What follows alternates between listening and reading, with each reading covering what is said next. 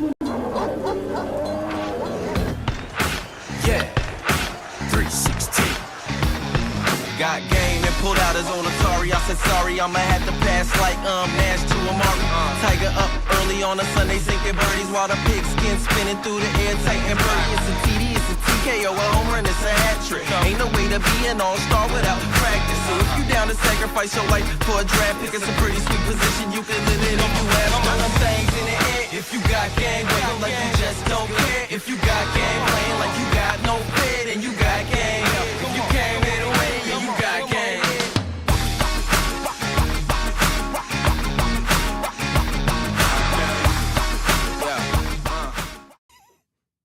Welcome, everybody, to We Talk Raw. I am your host, Jennifer Busco. We are here in the R Beats VIP studio, and I would love to welcome my guest, Miss Vanya Terry. Welcome to the R Beats studio. How are you today? Good. Good. Thank you for having me. Yes, I'm really excited for this show because I want to talk about the magic of the mind and how how our mind works for us and sometimes not for us, right? So we're going to get into, you are a hypnotherapist, and what that's all about and how we can use it to heal, or sometimes, right, our subconscious can hurt us by holding on to those beliefs that don't serve us and do serve us. So let's start with why you were drawn to this work, so this healing modality, hypnotherapy.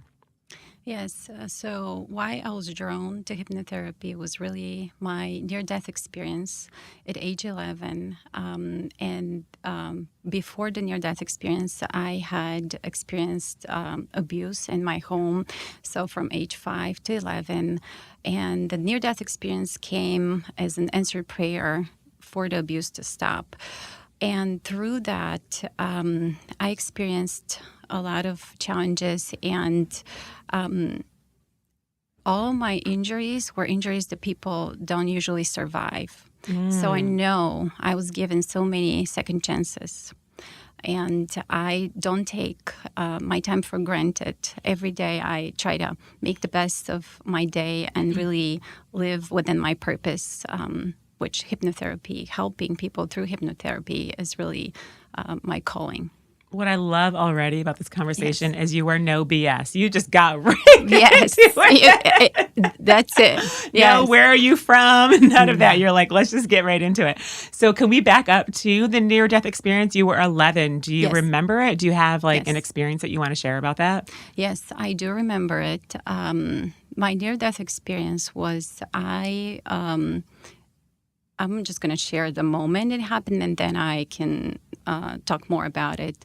So as I was I'm falling from the 5th floor of a building. Whoa. And I'm 11, and I landed on concrete. I was in my socks, took off my sneakers. And so as I was falling, it was a free fall. I felt something holding me and catching and just softening the impact. I landed on my feet, and then I just remember all the blood. I had broken ankle and my spine and all other injuries that left me in the hospital for 3 months. My diagnosis was that initially, when the 2 paramedics came, they started to argue how I was going to die, that I'm going to have an internal bleeding in my lungs or in my stomach and all this. So at 11, all this really made me think about what's important, and really changed me. And that's a young age to have those big questions and ponderings. For sure. And I know that it was a higher power, whatever you want to call it, that helped me at that time, first to survive it and then to be okay, to be able to walk, beat all the chances and be able to have a normal life, and to help people today. So I'm very grateful for that. Do you feel like when you had the near-death experience, do you feel like you sort of left your body, or do you feel like you actually crossed over? I felt that I didn't leave my body, but at the same time, I got connected with this higher power and consciousness. Interesting. A very different perspective of seeing what is the meaning of why I'm here. What is the meaning of my life? So gaining within those few seconds, gaining that understanding was so powerful. And I'm not sure if I left or I didn't cross over, but how I connected to that. And Like that you must have been real close. Yes. You were knocking on Yes. those pearly gates. Yes, absolutely. And the other thing that's, to me, I'm trying to figure it out, I was able to turn off pain. At that time, so my ankle, my heel bone was completely shattered. My ankle was dislocated, broken, and my toes were pointing the opposite way. The two bones below my knee were broken. They were sticking out, and they cut a main artery, so I could see when my heart beats how the blood is coming. Wow. Yes. So through that, my body turned off pain. And also today, I am supposed to have a lot of pain with my ankle, and I don't. I made that decision to have a normal life and be able to walk and do So you everything. fully recovered? I fully recovered, but every time I go to have a check with my orthopedic, they look at the x-ray and they say, and how much pain are you? Do you need any pain medicine, meds? And I always say no. They're like, well, this is rubbing bone on bone. By the book, you're supposed to not be able to actually put weight on that leg. You're Wow. supposed to need a cane or ankle replacement, whatever else, not being able to function. And I work out. I'm very active. And I know that I was able to turn off pain or whatever power helped me. It gave me that ability or whatever it is to be able to do it. And did you say the near-death experience was involved with your abuse stopping? Yes.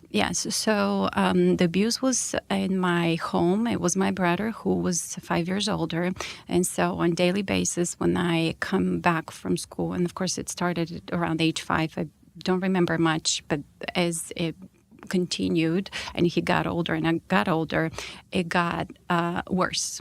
And so every day I knew that I had to go back home before him to sort of try to figure out how am I going to be able to survive this next or daily episode of, I don't know, maybe like an hour or two of physical and all kinds of other things. There was sexual as well.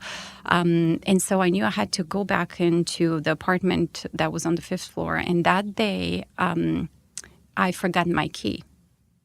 And I would try to go from my neighbor's balcony to go into my balcony, which I knew was possible because my neighbor a week before, the mom of the family, she forgot her key and rang my doorbell. And she was like, well, can I just, go into my... and I let her into my apartment, and then she just hopped because the windows, the balconies are very close and they are connected by a window. So she went on the windowsill, but there is a pipe that's high enough that an adult can reach that connects the two. So she was able to hold on to the pipe and that way get into crossover. Well, I was much shorter than her and didn't realize that, and I could not hold on to the pipe. That was one thing. And the other thing is their dog started to bark as I was in the middle, sort of like tiptoeing on the windowsill. In the middle of the door, the dog barked, and it startled me. And so I lost my grip, and that's when I started to fall. And but the abuse at that time at age 11 had turned into very physical to the point where I'll pass out. Then he will try to bring me back. And I remember one time just losing my hearing and my vision, and my body started to shake from being oxygen deprived.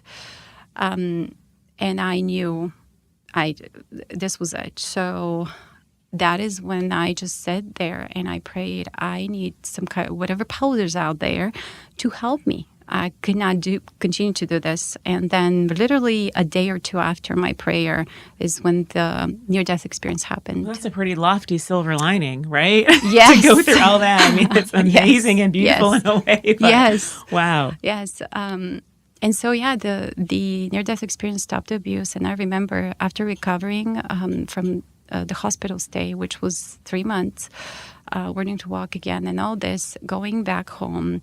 And the first day that I was again left alone with him, I never told anybody. My parents didn't know. I was so scared because that was the day deciding, did it really stop or is it going to continue? And it really stopped. So did he just like have compassion for you, sort of thing? You felt bad? I think he was very scared because the first person who came to the hospital was him. When I fell and the paramedics came, and I think that he was also on his way home from school. And he was closer than my parents. And I remember that he made it to the hospital first.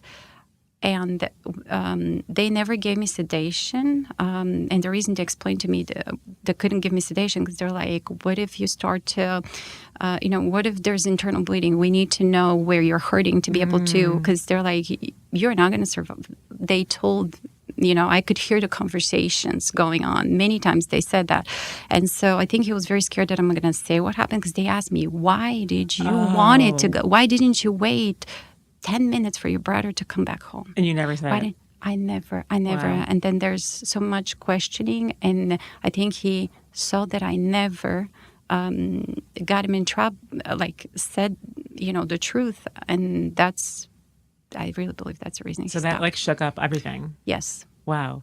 Okay, so when you go back to school and you're 11 years old, 3 months later, I'm sure you felt like a whole completely different person. Your priorities are probably completely shifted more than what your friends were focusing on and prioritizing, right? Absolutely. Absolutely. I grew probably 30 years. My mentality, my everything. And also at that time, because they were trying to figure out what to do with my ankle and my heel, because it was completely shattered, the heel bone, and just left to heal in whatever shape it would take, because they said, we can't do surgery. It's so bad. I had to walk. They said, don't put weight on your left leg for 1 year. So for 1 year, I used crutches. And wow, that's a long time. So going to school that way was a challenge, and it had its own challenges for that 1 year. My son broke his leg twice during COVID too, and it was, oh my gosh, it's just so much harder than you think, It is. Just every single thing. Yes. Oh my gosh. Yes.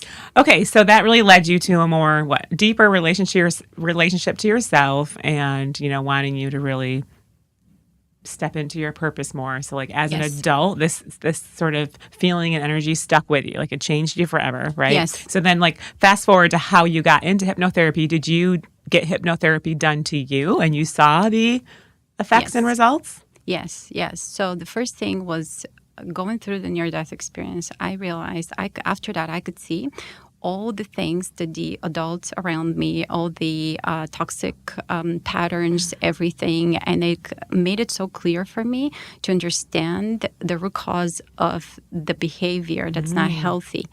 And also, I couldn't just look at it and not do something about it. So I also started to help out my friends in whatever ways they will come to me, ask for advice, and I just started to do that.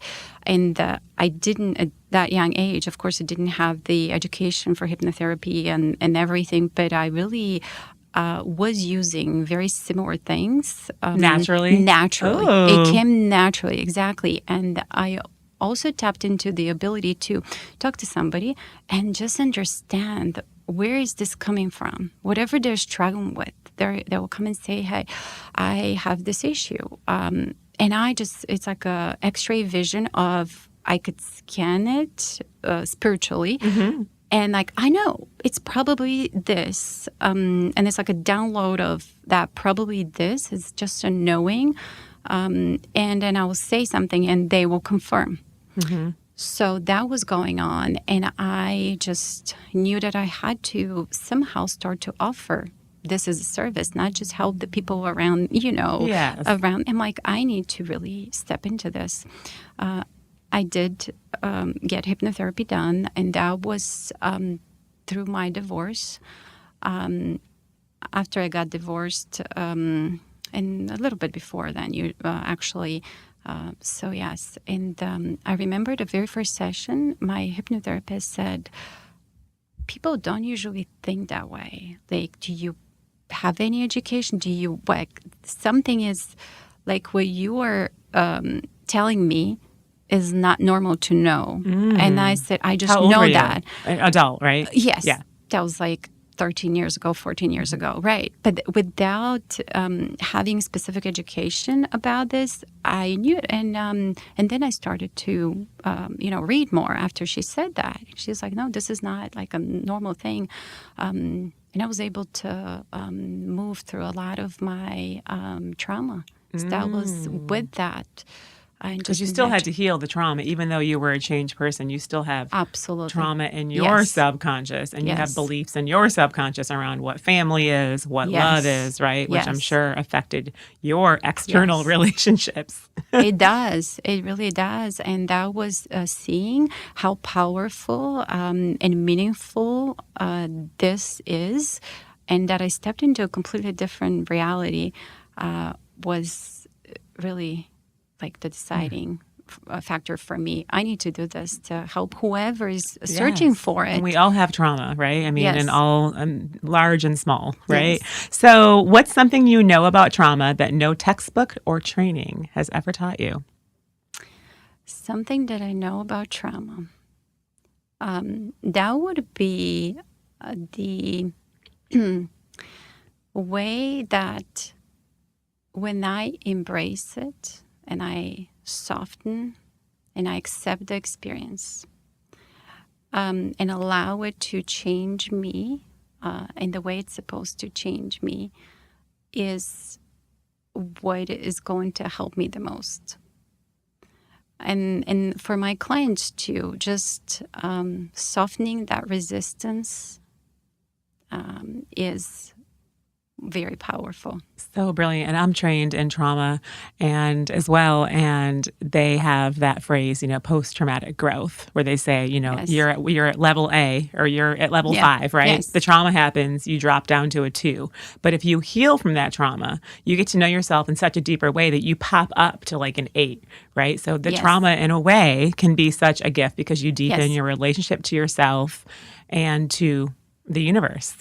Yes, embracing it. And I really believe that all the trauma, everything that's challenging to us, happens not to punish us, but to give us an opportunity to grow.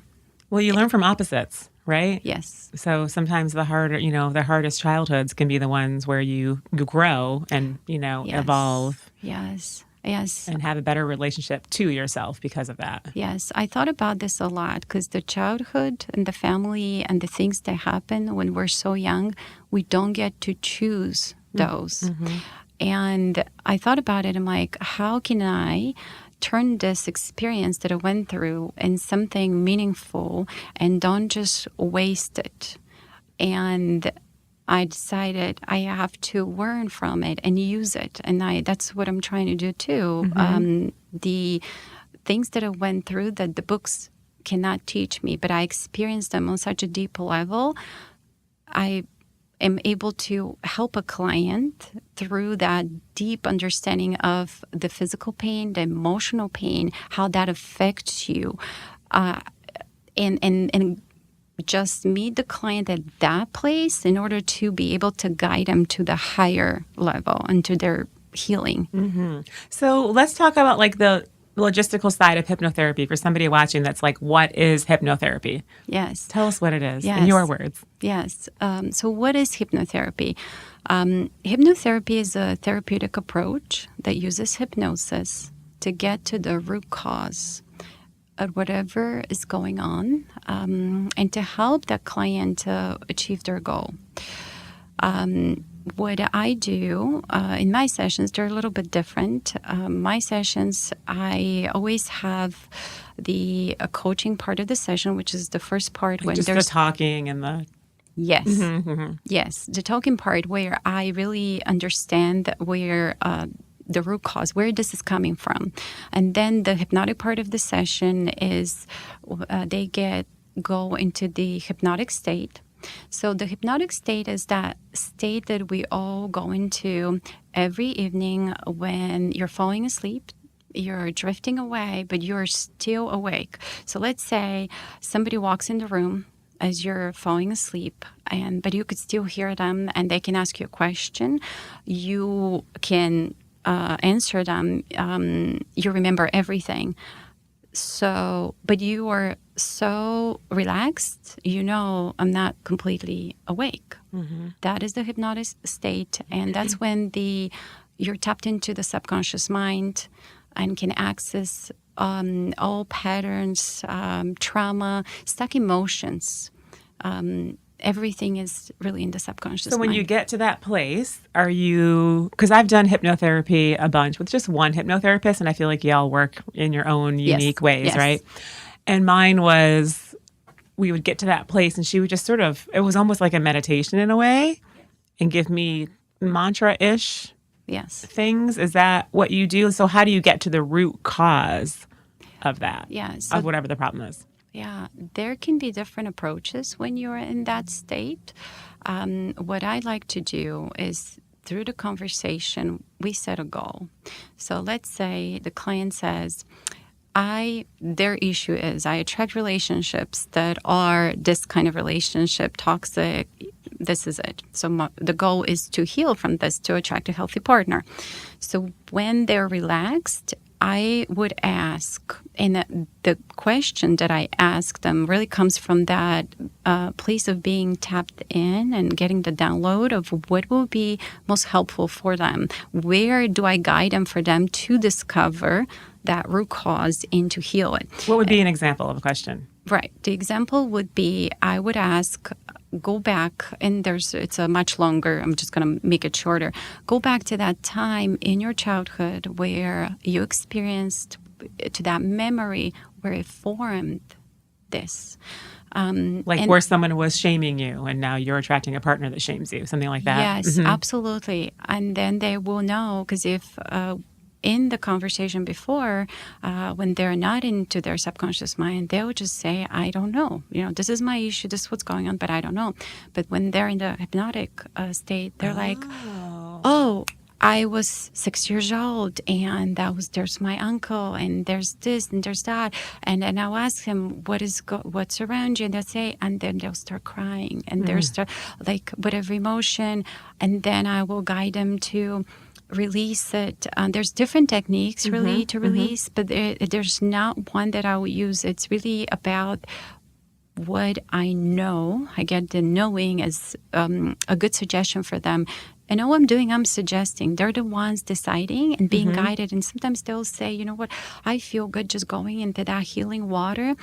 When they imagine that, the imagination is so powerful. It creates the feeling and knowing I already healed from it. And the brain doesn't know the difference. Did that actually happen? Right, like what time it was, like present, past, future. Yes. That's what I love about that. Yes, and this is where the healing of hypnotherapy lies. I love it. This is it.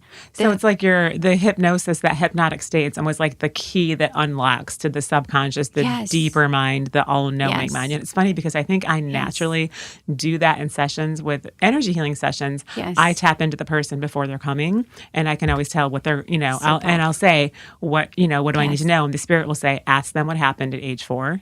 Yes. And it's on their mom's side. So I'll hear like certain things like that. And then I'm like, okay, well, this is what I heard. And so it's like their spirit kind of, so I'm not a hypnotherapist, but I just kind of ask their higher selves what age the pattern or beliefs. Yes. And it's, 100%, it never fails. Yes. And sometimes, and I'm sure you know this too, that and the conscious coaching part, they're like, I don't remember what happened at age 4. Right. And you're like, well, of course you don't, because you probably blocked it out because it probably was traumatic. You didn't want to remember it. Right? Yes.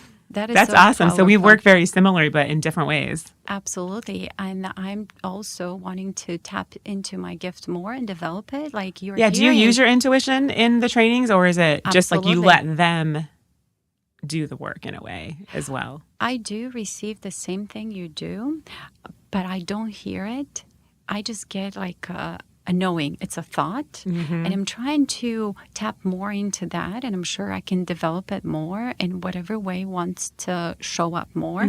But I also get chills down my arms. When I get the chills, it's like this higher power is like, this is it. This is the thing. This is your confirmation. Keep saying that. Because Same. what showed up, it's not just your random thought.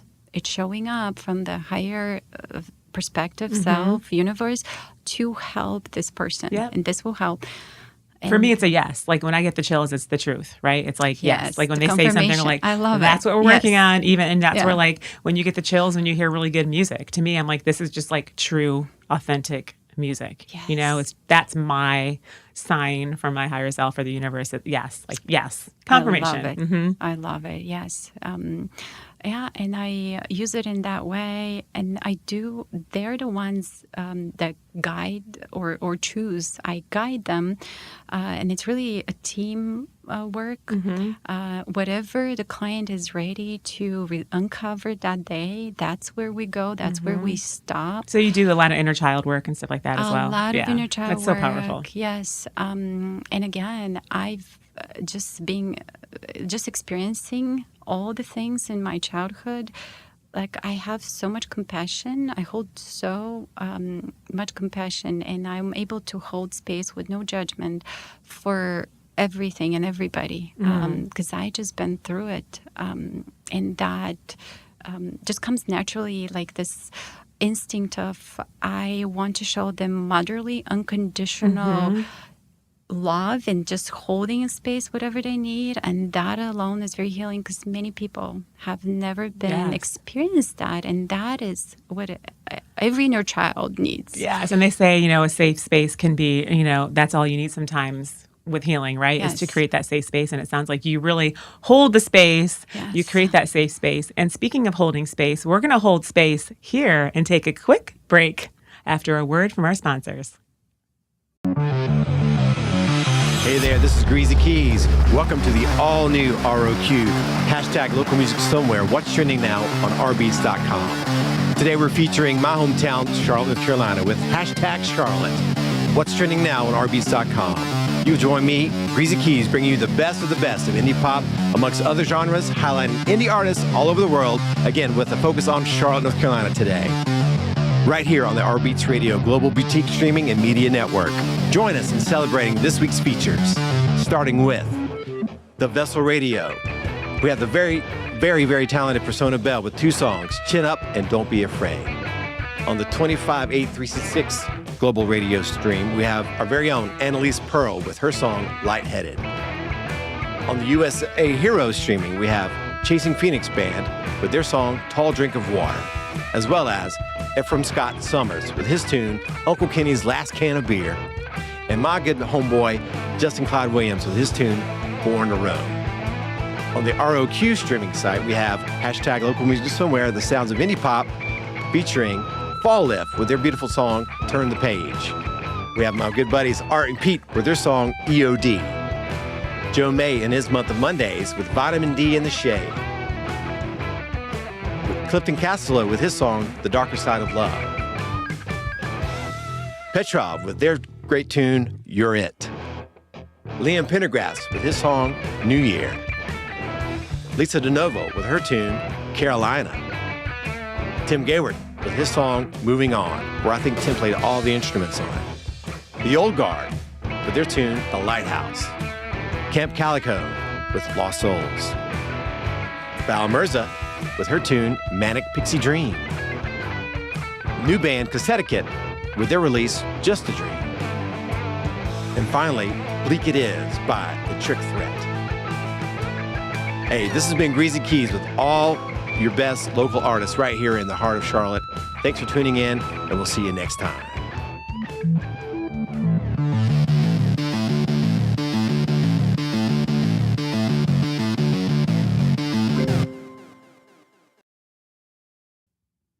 we are back to our show, We Talk Raw. Welcome back, everybody. So we're having a great conversation because I feel as though hypnotherapy can be good for anybody, right? Yes. What's the youngest age that you will do a hypnotherapy session? I had a client that was 7 years old. Wow. So really, I don't think there's a certain age. It really depends on what is going on with them.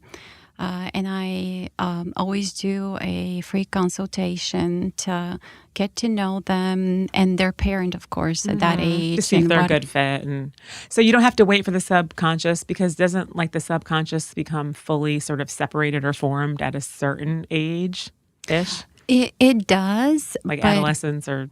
Right. Yes, it does. But at that young age, many kids deal with fears, and putting them in that relaxed state, and like you were talking about your experience with the mantra, is really powerful for them to release the fear. So that is what I did for this child. And it really is about how open the child is, the parent, what is going on. It really is just a decision at that time. Does past life stuff ever come into your sessions? It does. Can you ever feel, oh, that's past lifey? It does. And again, it is something that can be invited and be helpful to the client if they believe in it. I know, that's what's hard. You're like, do Yes. you believe in past lives? I don't want to shame you, but you need to believe in past lives. Yes. But do you? Yes. Yes. So a client that comes to me and says, hey, I want to do a past life regression, or I know that this is the client that I really am going to lean into using it or suggesting using it, and then they will decide. So I really know that just work with whatever the client is open to do is what's going to give them the best result. Meeting them where they're at. That's Yes. so powerful. I think That's it. I think that takes an intuitive person, and that's the gift in itself, is creating that safe space, Yes. like we were speaking earlier, and then just feeling into how deep they will go. Yes. Or how just meeting them where they're at, right? Just whatever frequency they're at, whatever they're willing to deal Yes. with or heal today.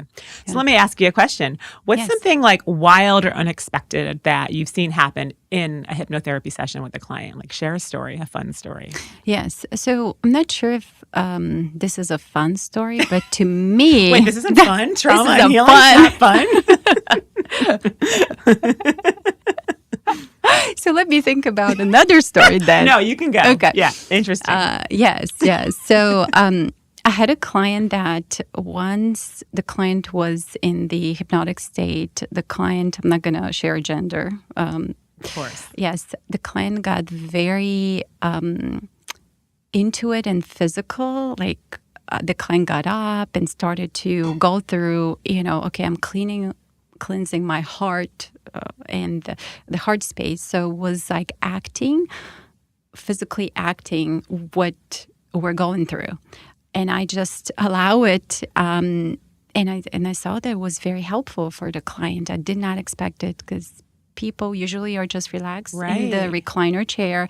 I have a chair that can lean you back all the way, or whatever position they are comfortable.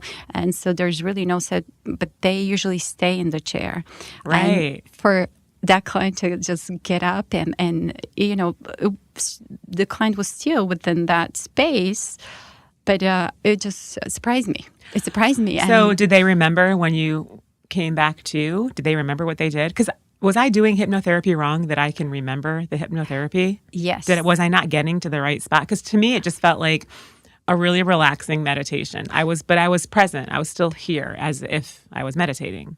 Yes. It wasn't like that, the thing, the pendulum, like in the 70s shows. And you're Oh, like, yeah. Yeah, the pendulum, completely wrong. Yes, you are supposed to remember everything. Okay. Yes, and you're Okay. conscious. It just tapping into the truth, to your authentic self, really, because the subconscious mind is you. So when I, go for my walks every day and I sit on a rock in my little greenway out back and I get into that meditative state and then I do healing on myself, am I doing hypnotherapy on myself in a way?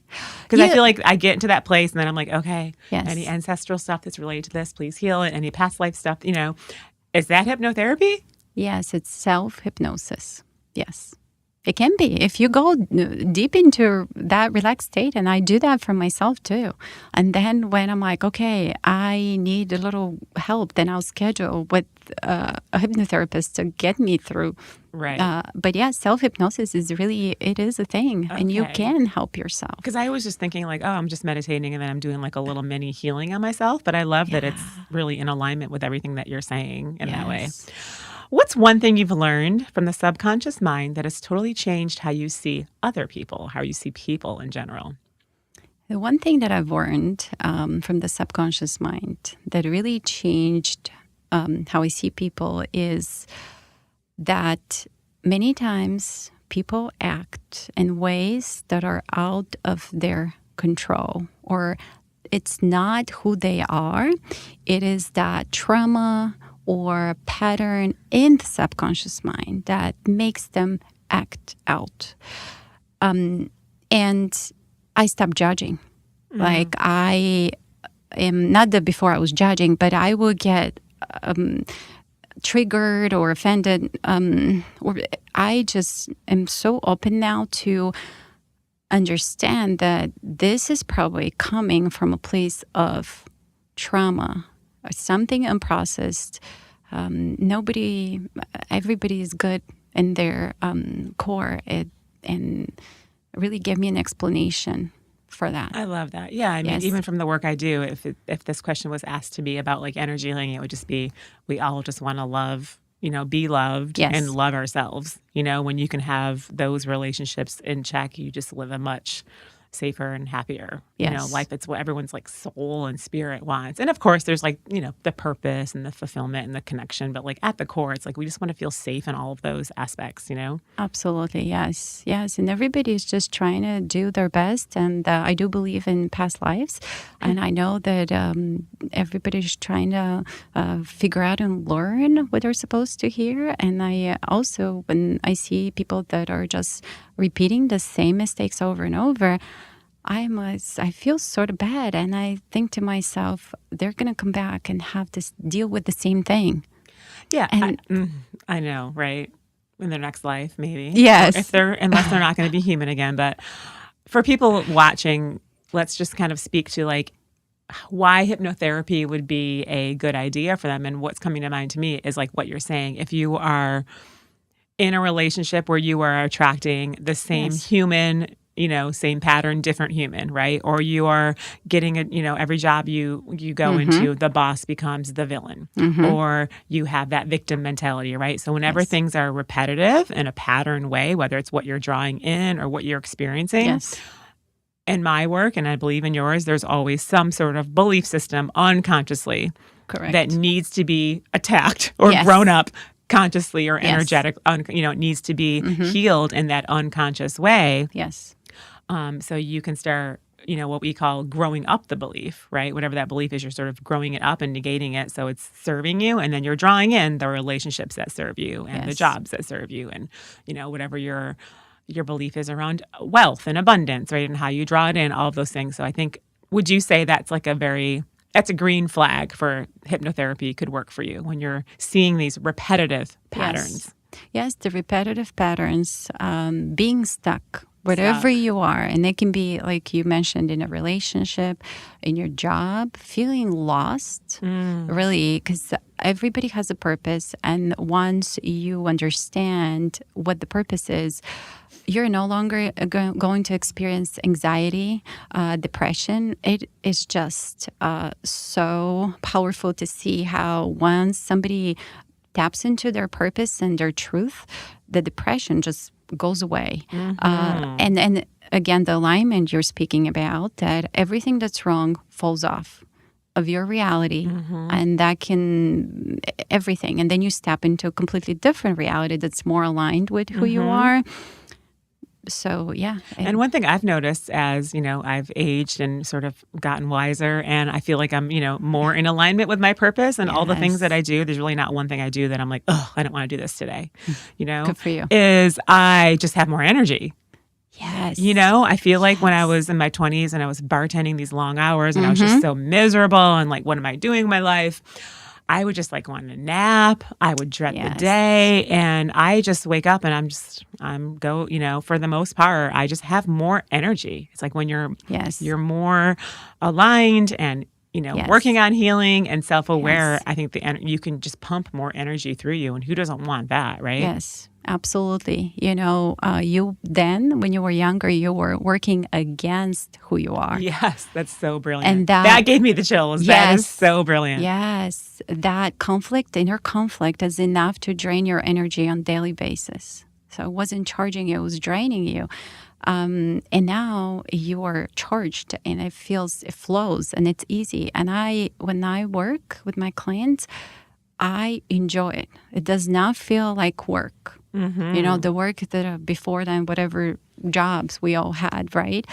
It's like I have to force myself. And this, it just happens. And yes, I am more charged after a day full of sessions with clients. And don't you love sort of the look on their face before a session and after? Yes. I always say, I'm like, I want to get a camera. Not that they would want this, for these in-person or remote sessions. You can do a screenshot of like their face before and their face after. I mean, it's like they've had, a glow up, a facial, a face, Yes, yes. You can see a difference in people's face when they do this work because their little spirits are like, oh my God, we're so happy that you're doing this. Yes. Yes. Because it's bettering them.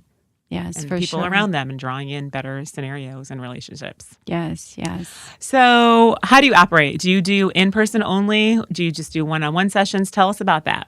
Yeah, so I do in-person sessions in my office. The office is in South Charlotte.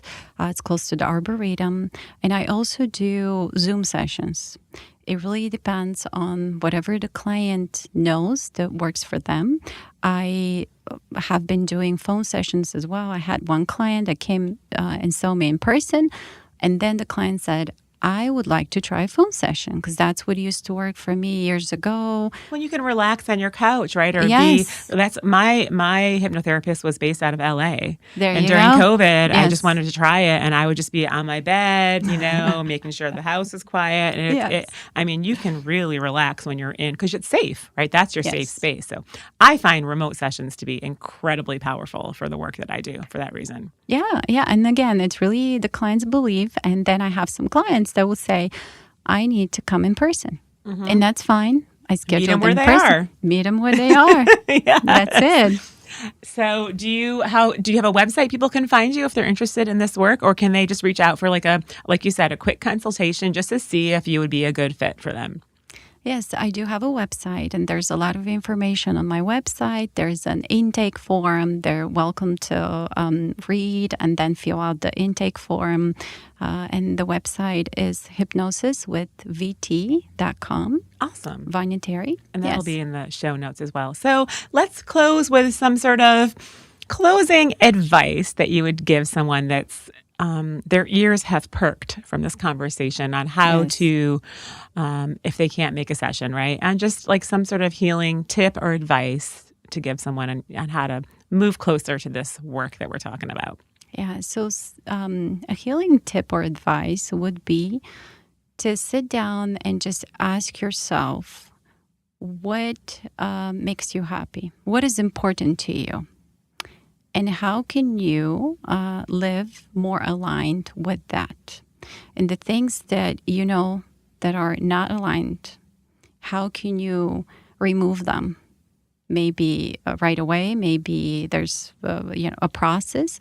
So starting to remove the things that are not your truth and doing more of who you are would definitely open more doors. More, you will find maybe a book that's going to help you, or a practitioner, or do a session, whatever. It's going to get you on the right path to do more healing. I love what you're saying, because it's like that self-awareness piece first, right? Know yourself and what's working, what's not working. Do you need to set a boundary? Do you need to drop a relationship that's not serving you? Do you need to go to acupuncture? Do you need to go to hypnotherapy, right? It's like, and I also love what you said about feeling into, right? If something is, you're drawn to something like, oh, I saw that someone advertised a book on Instagram and it's, whatever, right? Yes. And that, okay, then go in that direction. Or I'm going to follow this person on Instagram because I love what she's posting. I'm really drawn to, I'm going to take her masterclass, or, right, my friend is doing acupuncture. And they said, so really just being self-aware and then feeling once you open up to wanting to do this work, Yes. the universe can sort of pop it in your path, right? Where you're like, ooh, that feels good. Yes, absolutely. And some things feel good at this time of the journey, and it will be helpful. And then you grow out of them, and then you find the next thing. Exactly. Yes. I've always been that way. Like I always have Yes. a teacher, whether that's someone on a podcast or, an actual Yes. teacher. And then I move on to the next teacher or the next healer. And I really love having that. Yes. The modality of just having an external source to help you with life. Yes. But you don't have to always stay there. No. Yeah. I love it. Beautiful, beautiful advice and Yes, beautiful thank session. you. And just thank you for, doing the work that you've done on yourself and for others, because obviously that's felt out into the collective and the world, and keep doing what you're doing. Yes. Yes. I'm very grateful to be able to do it. And thank you for having me. Yes. And for anyone watching, reach out to her, see if maybe you'd be a good fit for a sesh. So, all right, everybody. Thanks so much for tuning in general. And we will see you soon back here at the Aura Beats VIP studio. Thanks, Vanya. Thank you. Yeah, 316. Got game and pulled out his own Atari. I said sorry, I'ma have to pass like Nash to Amari.